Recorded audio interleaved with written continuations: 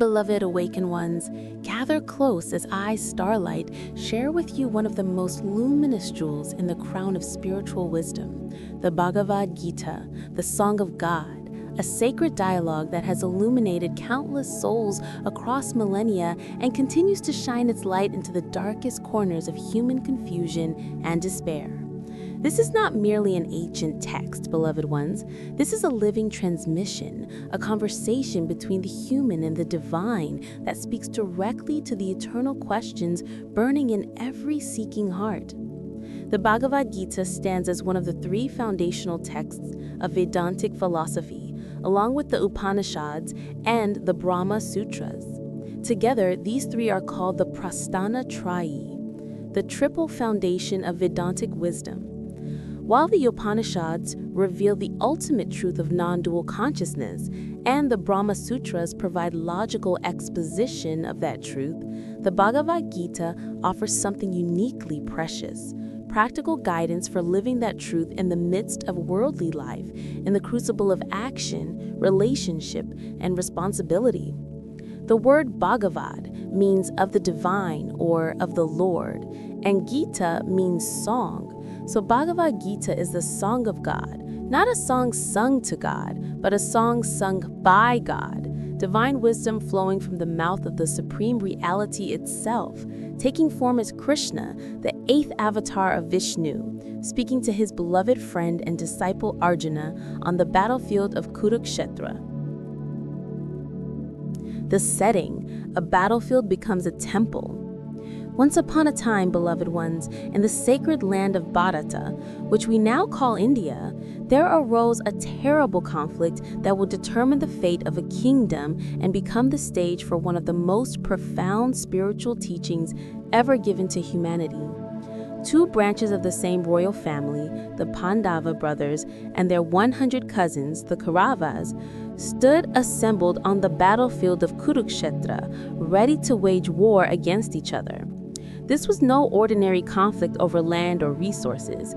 This was the culmination of years of injustice, betrayal, humiliation, and attempted genocide.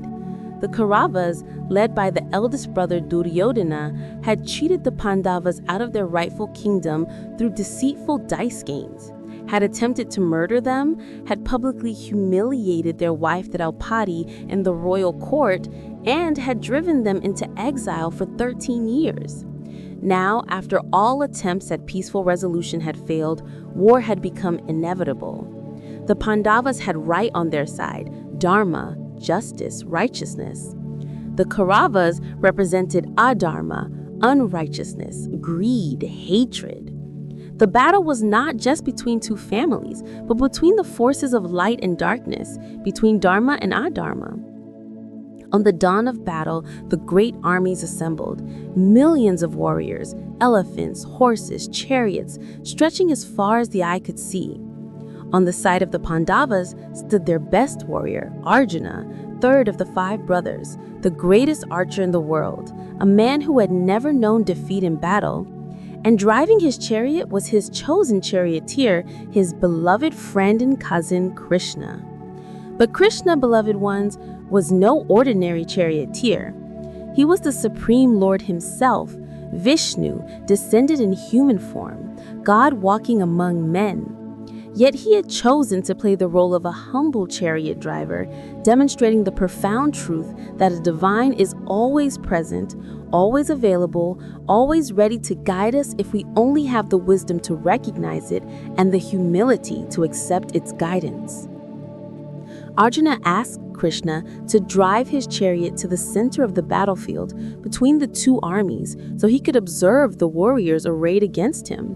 And there, in that space between the opposing forces, in that liminal threshold between peace and war, between life and death, the most extraordinary dialogue in human history began. Arjuna's crisis, the dark night of the soul. As Arjuna surveyed the battlefield, beloved awakened ones, something unexpected happened.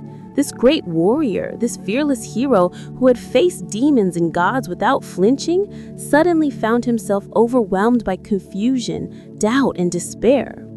Looking across the battlefield, he saw not enemies, but familiar faces. his grandfather Bhishma, his teacher Dronacharya, his cousins, uncles, friends from childhood. Suddenly the glory of battle faded, and he saw only the horror of what was about to unfold. He would have to kill his own relatives, his beloved elders, his teachers. Even if he won the war, what meaning would victory have if it came at such a cost? His bow, the mighty Gandiva, slipped from his trembling hands. His legs weakened, tears filled his eyes, and from the depths of his confusion, he cried out, "Krishna, I cannot do this. What good is a kingdom gained through the slaughter of my own kinsmen? I would rather be killed unarmed and unresisting than raise my hand against these people who are my own blood. My whole body trembles, my mouth is dry, my mind is reeling.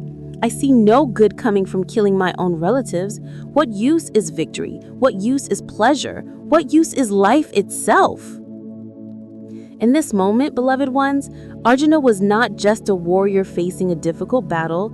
He was every man, every woman, every human being who has ever stood at the crossroads of a difficult decision, paralyzed by conflicting duties, torn between different values, unable to see clearly what should be done. He was you when you face a moral dilemma. He was you when you don't know which path to take. He was you when life demands action, but your heart is filled with doubt. And then Arjuna did the most important thing anyone can do in such a moment. He surrendered. He turned to Krishna and said, "I am confused about my duty. I'm your student. Please tell me decisively what is best for me. I take refuge in you. Teach me." This surrender, this admission of confusion, this request for guidance, this is where the Gita really begins. Not with answers, but with authentic questioning. Not with certainty, but with the courage to admit confusion and seek truth. The eternal and the temporary, the nature of the self. Krishna's teaching begins, beloved ones, not with military strategy or political philosophy, but with the most fundamental spiritual truth, the nature of the self, the distinction between the eternal and the temporary, between what you truly are and what you have falsely identified as yourself. You grieve for those who should not be grieved for, yet you speak words of wisdom. The wise grieve neither for the living nor for the dead. Never was there a time when I did not exist, nor you, nor these rulers of men. Nor will there be a time when we shall cease to be. All of us exist forever. Krishna explains that just as the soul passes through childhood, youth, and old age in one body, so it passes into another body at death. This should not cause grief to the wise. The body is temporary, ever-changing, subject to birth and death, but the true self, the Atman, is eternal, unchanging, indestructible. Weapons cannot cut it, teaches Krishna. Fire cannot burn it. Water cannot wet it. Wind cannot dry it. It is eternal, all-pervading, unchanging, immovable, everlasting. It is unmanifest, unthinkable, and immutable. Therefore, knowing it to be such, you should not grieve.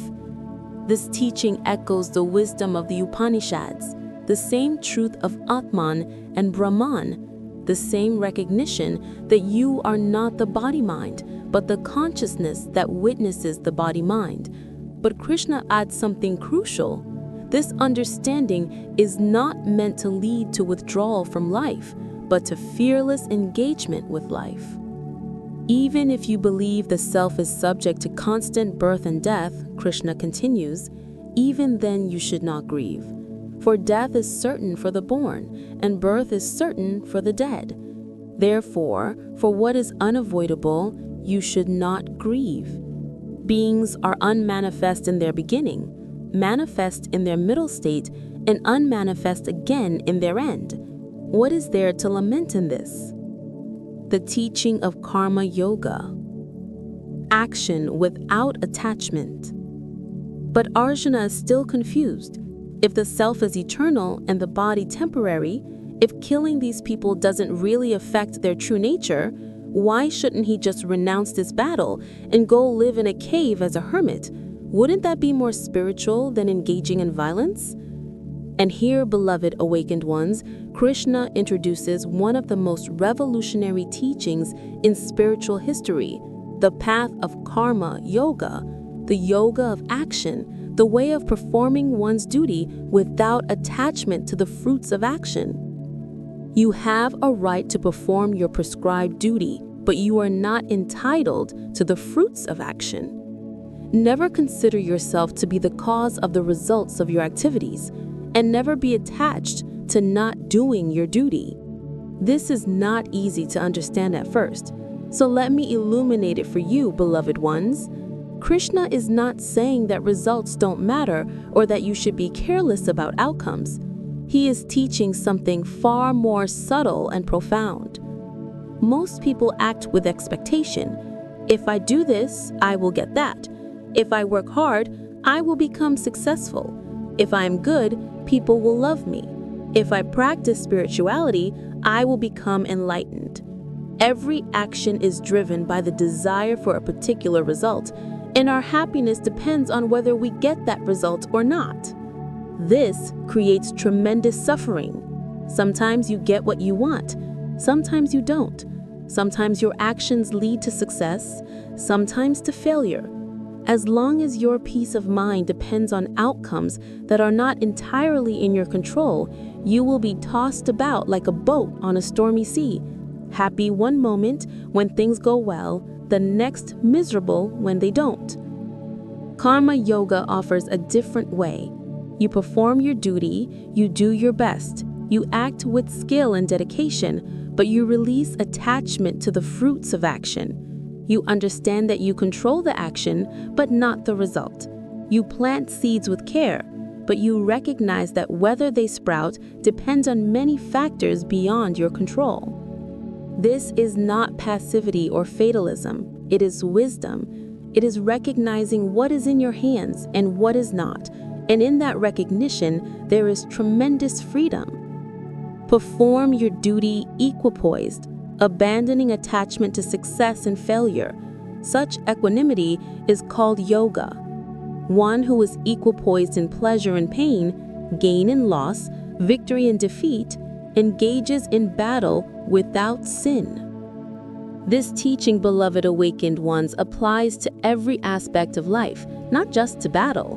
Whether you are a student studying, a parent raising children, an artist creating, a doctor healing, a teacher teaching, do your work with full dedication, with excellence, with love, but don't make your peace dependent on specific outcomes.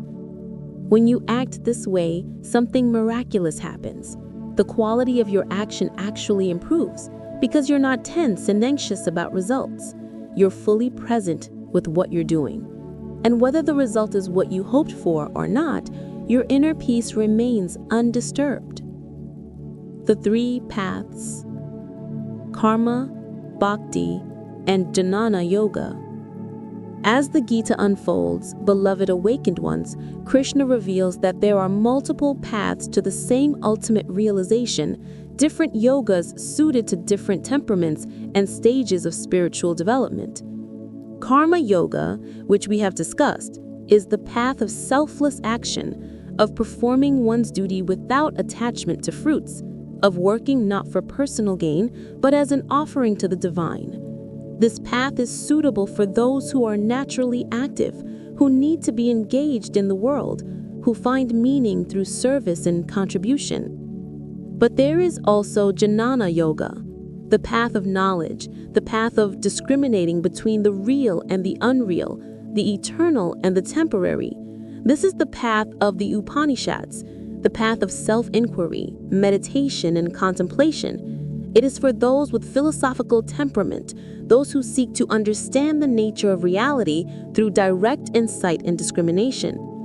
Krishna teaches that the Jnani yogi recognizes the self as distinct from the body-mind, sees the same consciousness in all beings, understands that all action happens in prakriti, nature, while the self remains the uninvolved witness. One who sees that all actions are performed by nature alone and that the self is not the doer, truly sees, Krishna explains. But there is a third path, beloved awakened ones, and it is the path that Krishna emphasizes most strongly in the Gita. Bhakti Yoga, the path of devotion, of love for the divine, of surrender to the supreme reality. In the middle chapters of the Gita, Krishna reveals his divine nature and invites Arjuna into a relationship of love and surrender. Fix your mind on me, Krishna says. Be devoted to me. Worship me. Bow down to me, thus uniting yourself with me and making me your supreme goal. You will come to me. The beauty of Bhakti Yoga, beloved awakened ones, is that it does not require great intellectual capacity or exceptional strength of will. It requires only love, only devotion, only the opening of the heart to the divine presence. The Bhakti Yogi sees the Lord in everything, offers all actions as worship, and gradually transforms every moment of life into a prayer. Krishna makes a beautiful promise to those who follow this path.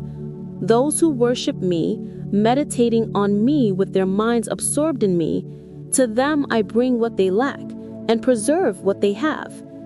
Even those who worship other gods with faith, they too worship me alone, though not according to the proper path. But those who worship me with exclusive devotion, meditating on my transcendental form, to them I carry what they lack and preserve what they have. The Gita's genius, beloved awakened ones, is that it does not insist on only one path. It recognizes that different souls need different approaches. Some will be drawn to knowledge, some to action, some to devotion. And for many, the highest path combines all three, acting selflessly, Karma Yoga, with understanding, Jnana Yoga, offered in love to the divine, Bhakti Yoga. The teaching of Dharma, righteous action in complex situations. But let us return to Arjuna's specific dilemma, beloved ones, for it contains profound teachings about Dharma, righteous action, duty, the moral order that sustains the universe and society. Arjuna's confusion is understandable. He is caught between two dharmas that seem to conflict.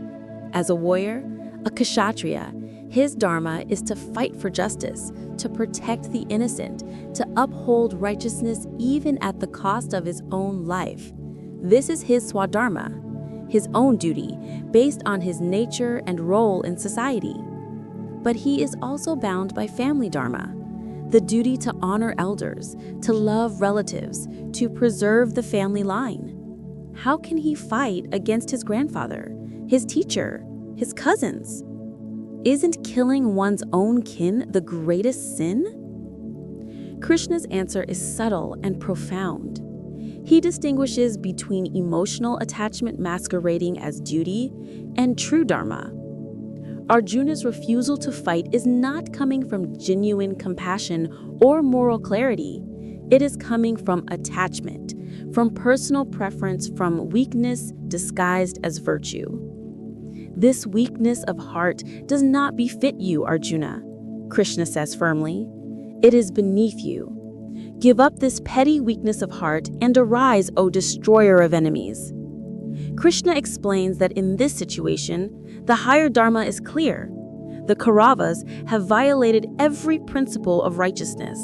They have cheated, lied, attempted murder, humiliated the innocent. They have been given every opportunity to make peace and have refused. If they are not stopped, they will continue to oppress and harm countless innocent people. As a warrior, as a prince, as a defender of justice, Arjuna's dharma is to fight. To refuse would be to abandon his responsibility, to allow evil to triumph, to shirk his role in maintaining cosmic order. Better to do one's own duty imperfectly than to do another's duty perfectly. Better to die performing one's own duty than to follow another's path, which is fraught with danger. This teaching about swadharma, one's own dharma, is crucial, beloved ones. Each person has their unique role, their unique gifts, their unique responsibilities. The duty of a warrior is different from the duty of a priest. The duty of a householder is different from the duty of a monk. The duty of a leader is different from the duty of a follower. Spiritual life is not about adopting someone else's path that looks more spiritual. It is about fulfilling your own Dharma with integrity, skill, and dedication. A warrior who tries to imitate a renunciate abandons his duty. A householder who pretends to be a monk while neglecting family responsibilities is not spiritual, but irresponsible. The Three Gunas, understanding the forces of nature. To deepen Arjuna's understanding, Krishna teaches about the Three Gunas, the three fundamental qualities or modes of material nature that influence all creation, including human consciousness and action. These three gunas are sattva, the quality of light, purity, harmony, knowledge, balance. When sattva predominates, there is clarity of mind, peace, joy, ethical behavior, spiritual inclination. Rajas is the quality of activity, passion, restlessness, desire, attachment. When Rajas predominates, there is constant doing, achieving, wanting, pursuing, never satisfied, always seeking the next experience or accomplishment. Tamas is the quality of darkness, inertia, ignorance, delusion, laziness. And when tamas predominates, there is confusion, dullness, procrastination, denial, sleep, and the inability to perceive truth. These three gunas are present in everyone and everything, beloved ones, constantly shifting in their proportions. Your mood, your behavior, your understanding, your choices, all are influenced by which guna is dominant at any moment. Krishna explains that all actions can be classified according to the gunas.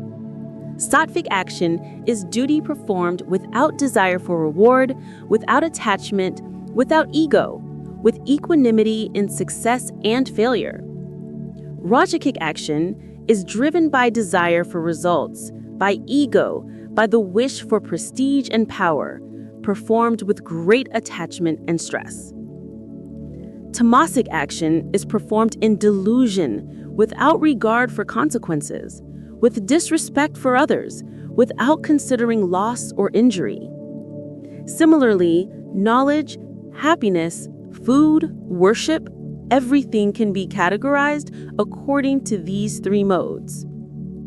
The spiritual path, beloved ones, involves gradually increasing sattva, reducing rajas and tamas, and ultimately transcending all three gunas to rest in pure consciousness beyond the qualities of nature. When you eat pure, fresh, nourishing food, you increase sattva.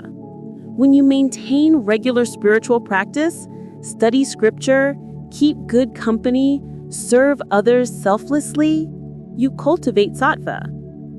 When you are peaceful, content, clear-minded, this is sattva predominating. But the highest state is beyond even sattva. It is gunatita, beyond all gunas, established in pure awareness that witnesses but is not bound by any quality of nature. Krishna describes this state: one who does not hate illumination, sattva, activity, rajas, or delusion, tamas, when they are present, nor long for them when they are absent, who is seated like one unconcerned, undisturbed by the gunas, who remains firm knowing that the gunas alone are operating, who was alike in pleasure and in pain, in honor and dishonor, who treats friend and foe the same. Such a one has transcended the gunas. The vision of the universal form, Vishwarupa Darshan. As the dialogue progresses, beloved awakened ones, Arjuna becomes increasingly devoted to Krishna and requests to see his true divine form. Until this point, Krishna has appeared as Arjuna's friend and charioteer, a human form.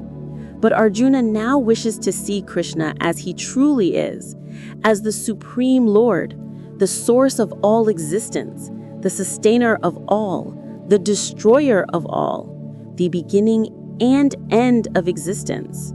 You are the supreme primal objective, Arjuna exclaims in awe and trembling. You are the ultimate resting place of the universe. You are imperishable, the Supreme Lord. You are the primal God, the ancient Purusha. I see you with infinite forms, with countless arms, bellies, mouths, and eyes. I see you everywhere, without beginning, middle, or end. You are the light of all lights, the radiance beyond darkness. You are the imperishable, the Supreme One to be known. But the vision is too intense. Arjuna, overwhelmed, asks Krishna to resume his familiar human form. I am disturbed seeing this tremendous form of yours, he admits. Please be gracious and show me your gentle form again. Krishna, compassionate as always, returns to his human appearance and reassures Arjuna. He explains that this universal form cannot be seen through study of the Vedas, through austerities, through charity, or through ritual. It can be seen only through undivided devotion, through pure love. This vision, beloved ones, reveals a profound truth. The divine is both personal and impersonal, both intimate friend and cosmic vastness. Krishna is simultaneously Arjuna's charioteer and the Lord of the universe. God is both within you as your closest companion and beyond you as the infinite consciousness that transcends all form. This teaching resolves a false dichotomy that troubles many seekers. Is God personal or impersonal? The answer is both. The formless absolute Brahman and the personal Lord are two aspects of the same reality, like water and ice, different manifestations of the same substance. For those who need a relationship, who need love and devotion, God appears in personal form, as Krishna, as Christ, as the Divine Mother. For those who seek through knowledge and discrimination, God is realized as the formless absolute. Both paths lead to the same truth, perceived differently according to the seeker's approach. The field and the knower of the field. In the 13th chapter, Krishna introduces a profound teaching that synthesizes the paths of knowledge and devotion. The distinction between Chikshetra, the field, and Chikshetragna, the knower of the field. The field, beloved ones, is everything that can be known. The body, the senses, the mind, the intellect, the elements, desires, aversions, pleasures, pain, consciousness, and the limited sense. It is the entire realm of experience, everything that is objective, everything that can be observed. The knower of the field is the witness, the subject, pure awareness itself. That which is aware of the body, but is not the body. That which observes thoughts, but is not thoughts. That which experiences, but is not any particular experience. Know that I am the knower of the field in all fields. Krishna declares, revealing his identity with the pure consciousness that witnesses all experience. This teaching, beloved ones, is the essence of Jnana Yoga, expressed in the context of the Gita. You are not the field, not the body, not the mind, not the personality, not the life story. You are the knower, the witness, pure consciousness itself. But Krishna adds something crucial that distinguishes the Gita from pure Advaita Vedanta. He says that liberation comes not just from knowing yourself as the knower, but from knowing the knower as Krishna, as the Supreme Lord. Self-realization and God-realization are one and the same. By knowing the field, the knower of the field, and the knowledge of both, one attains to my nature, Krishna teaches. This beautifully integrates the path of knowledge with the path of devotion. You realize yourself as pure consciousness, Jnana, and you recognize that this consciousness is the divine, Bhakti. The divine and demonic natures. In the 16th chapter, Krishna delineates the qualities that lead to liberation and those that lead to bondage, the divine nature, Daivi Sampat, and the demonic nature, Asuri Sampat. The divine qualities include fearlessness, purity of heart, steadfastness and spiritual knowledge, charity, self-control, sacrifice, study of scriptures, austerity, straightforwardness, non-violence, truthfulness, absence of anger, renunciation, tranquility, aversion to fault-finding, compassion, freedom from greed, gentleness, modesty, determination, vigor, forgiveness, fortitude, cleanliness, freedom from malice and pride. These are not arbitrary moral rules, beloved ones, but the natural expression of a soul that is awakening to its true nature. As you realize your identity with the self, as you recognize the divine in all beings, these qualities spontaneously emerge. The demonic qualities are the opposite: hypocrisy, arrogance, pride, anger, harshness, ignorance, disrespect for sacred teachings, rejection of moral standards, insatiable desire, believing that gratifying desires is the highest goal of life, thinking everything is empty of meaning. Those with demonic nature, Krishna explains, are bound by hundreds of chains of expectation, devoted to lust and anger, trying to accumulate wealth by any means for sense gratification. They think, this has been gained by me today. This desire I will fulfill. This is mine, and this wealth will also be mine. I have killed this enemy. I will kill others too. I am the Lord. I am the enjoyer. I am successful, powerful, and happy.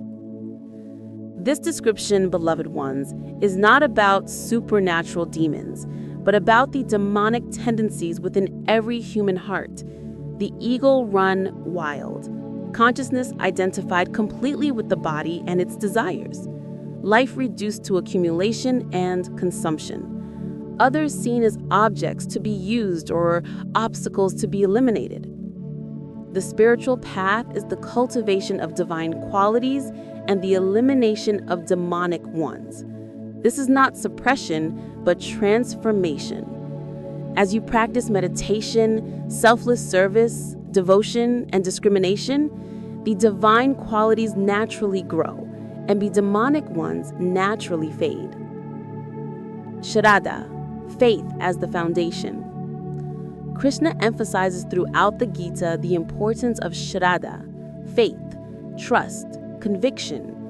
This is not blind belief, beloved ones, but the confidence that arises from direct experience and deepens through practice. It is what allows you to begin the spiritual journey before you have the final realization. It is what sustains you through difficulties, doubts, and dry periods of practice. It is what enables you to surrender to guidance that may conflict with your current understanding. But Krishna makes clear that faith alone is not enough. It must be combined with practice, with effort, with discrimination.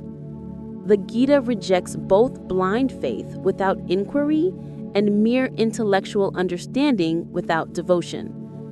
The ideal, beloved ones, is what Krishna calls Jnana Vijnana Sahitam, knowledge combined with realization, understanding married to living practice, wisdom expressed through living. The supreme secret, moksha through surrender. As the Gita approaches its climax, Krishna reveals what he calls the most secret teaching of all, the ultimate path to liberation through complete surrender to the divine. Abandon all varieties of Dharma, Krishna declares in the famous verse that is considered the essence of the entire Gita, and simply surrender unto me. I shall deliver you from all sinful reactions. Do not fear. This is not license to be irresponsible or immoral, beloved ones.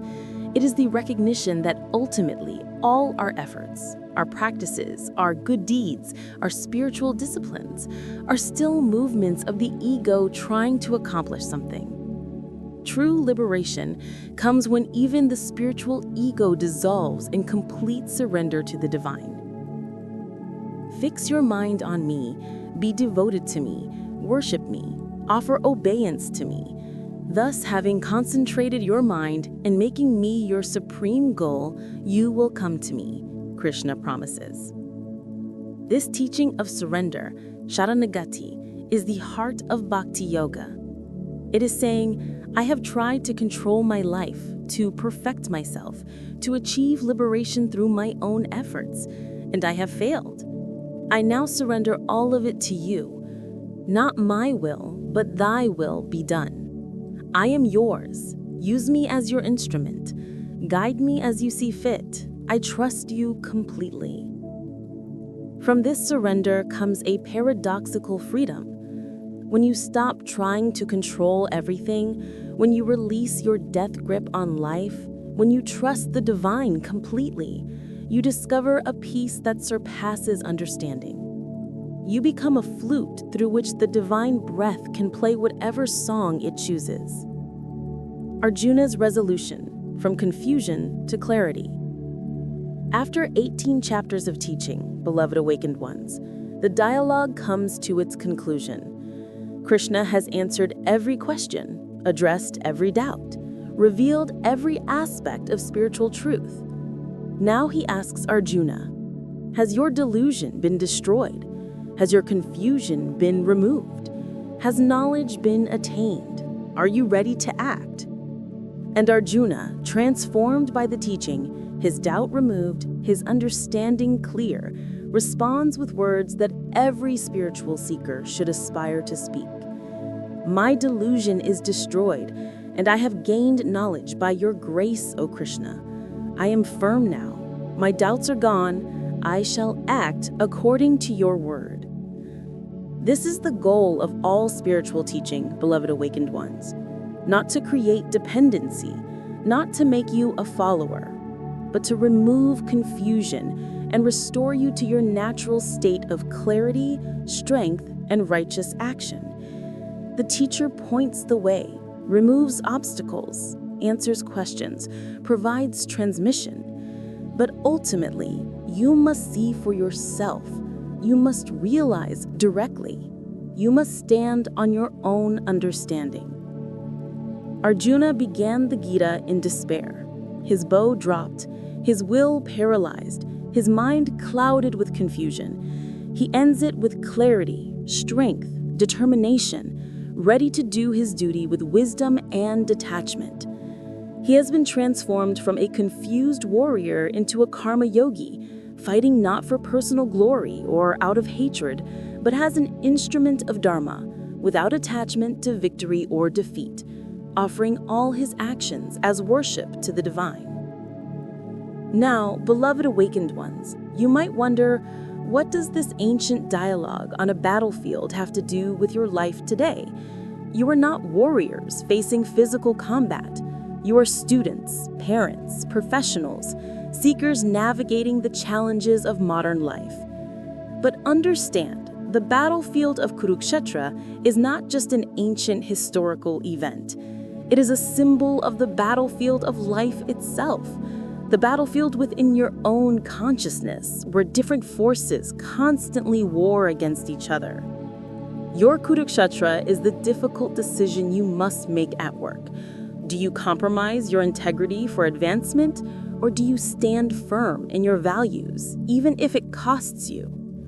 Your Kurukshetra is the relationship conflict where you must choose between saying a difficult truth or maintaining false harmony. Your Kurukshetra is the inner battle between your higher aspirations and your lower impulses, between spiritual practice and the pull of distractions, between what you know is right and what you want to do. And in your Kurukshetra, Krishna is always present, beloved ones. He is the voice of wisdom within, the intuition that guides you, the conscience that speaks truth, the grace that supports you. But you must learn to recognize his voice amidst all the other voices clamoring for attention, the voice of fear, of greed, of ego, of conditioning. How do you apply the Gita's teachings practically? In your work, practice karma yoga. Do your work with excellence, with dedication, with full presence, but release attachment to specific outcomes. Focus on doing your best rather than obsessing about results. Make your work an offering to the divine rather than a vehicle for ego gratification. In your relationships, see the divine in others. Recognize that the same consciousness that looks out through your eyes looks out through theirs. When someone angers you, remember Krishna's teaching. The self in them is the same as the self in you. Forgive, knowing that holding resentment hurts you more than them. In your spiritual practice, integrate knowledge, devotion, and action. Don't just accumulate information about spirituality. Practice meditation. Cultivate devotion. Serve others selflessly. Let your understanding transform into living wisdom. In difficult decisions, ask yourself, what is my true Dharma here? Not what I want to do, not what is most comfortable, not what will make people happy with me, but what is truly right? What is the higher duty? And once you know, act with courage and faith, leaving the results to the divine. In daily life, cultivate the divine qualities Krishna teaches. Practice speaking truth. Develop compassion. Let go of anger. Serve without expectation of return. Study spiritual teachings. Maintain your spiritual practices even when you don't feel like it. These small, consistent efforts gradually transform your entire being. The Gita's message for humanity. The Bhagavad Gita, beloved awakened ones, is not a text for Indians alone, not a scripture for Hindus alone, not a teaching for ancient times alone. It is a universal teaching for all humanity, for all times, for every soul seeking to understand the purpose of life and the path to lasting peace. Its message can be summarized simply, though living it is the work of a lifetime. You are not the body-mind, but the eternal self, pure consciousness, one with the divine. Your true nature is Sat Chit Ananda, existence, consciousness, bliss. All suffering comes from forgetting this truth and identifying with the temporary body-mind ego. The purpose of life is to remember your true nature, to realize your identity with the divine, to express that realization through righteous action, selfless service, and unconditional love. There are multiple paths to this realization. The path of knowledge for those with philosophical temperament, the path of action for those who are naturally active, the path of devotion for those whose hearts overflow with love. The highest path integrates all three. Do your duty according to your nature and stage of life, but without attachment to results. Act skillfully and ethically, but recognize that you are not the ultimate doer. The divine acts through you. Cultivate purity of heart, ethical conduct, and spiritual practice. These gradually refine your consciousness and prepare you for the highest realization. Ultimately, surrender completely to the divine. Recognize that your individual efforts, however noble, are limited. Open yourself to grace. Trust the supreme intelligence that guides all of existence. The eternal relevance of Krishna's teaching, beloved ones. Many great souls throughout history have testified to the transformative power of the Gita. Mahatma Gandhi called it his spiritual dictionary and read it daily for guidance.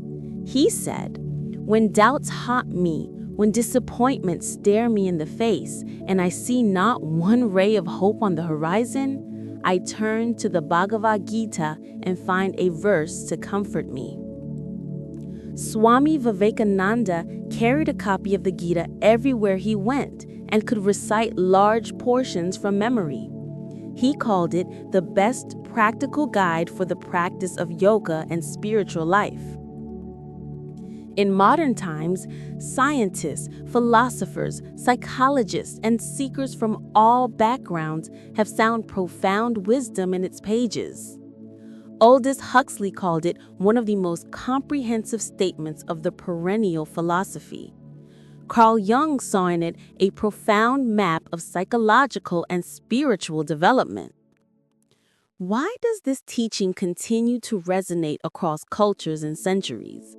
Because it addresses the fundamental questions that every human being faces. Who am I? What should I do? How can I find peace? How can I live meaningfully? How can I transcend suffering? And it answers these questions not with dogma that must be believed on faith alone, but with teachings that can be tested in experience, practices that anyone can apply, wisdom that reveals itself to sincere seekers.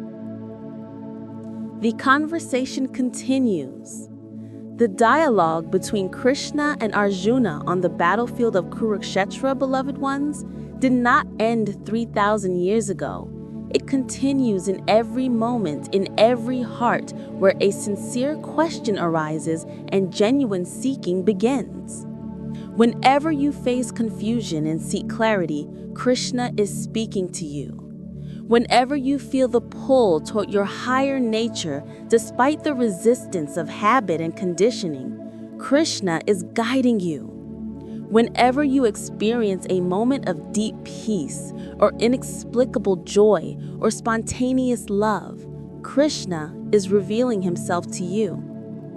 The Gita is not a historical record alone, but a living transmission. The characters are archetypal, universal. Arjuna is the human soul, confused and seeking. Krishna is the divine within, always ready to guide, teach, and illuminate. The battlefield is your life. The war is the eternal struggle between light and darkness, truth and illusion, consciousness and unconsciousness. And the teaching is always the same. Remember who you are. You are not this limited body-mind personality. You are infinite consciousness, eternal existence, unbounded love. Act from this understanding. Live from this recognition, and you will be free even while engaging fully with the dance of life. Final blessing and transmission.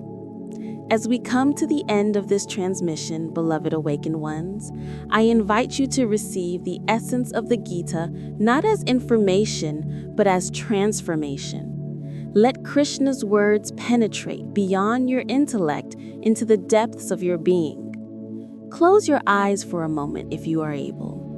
Place your awareness in your heart center and listen to Krishna speaking directly to you. You are dear to me. You are precious beyond measure. I am always with you, within you, guiding you, supporting you. When you forget me, I patiently wait. When you remember me, I joyfully respond. When you surrender to me, I take full responsibility for your well-being and liberation. Do not fear the challenges of life. Do not despair and confusion. Do not be shaken by temporary defeat. I am with you always. Do your duty with love, with wisdom, with dedication. Offer all your actions to me. See me in all beings. Love me through all circumstances. And you will come to me, not in some distant future, but in the recognition that you have never been separate from me, that you have always been my own self, appearing as an individual for the joy of this cosmic play. Beloved awakened ones, the Bhagavad Gita is the song that awakens the sleeping soul, the teaching that removes the confusion of the seeking mind, the love that melts the hardened heart. It is Krishna's gift to Arjuna, and through Arjuna to all of humanity, to all beings, to you. May you read it with an open heart. May you contemplate its teachings deeply. May you practice its wisdom sincerely. May you realize the truth it points to directly.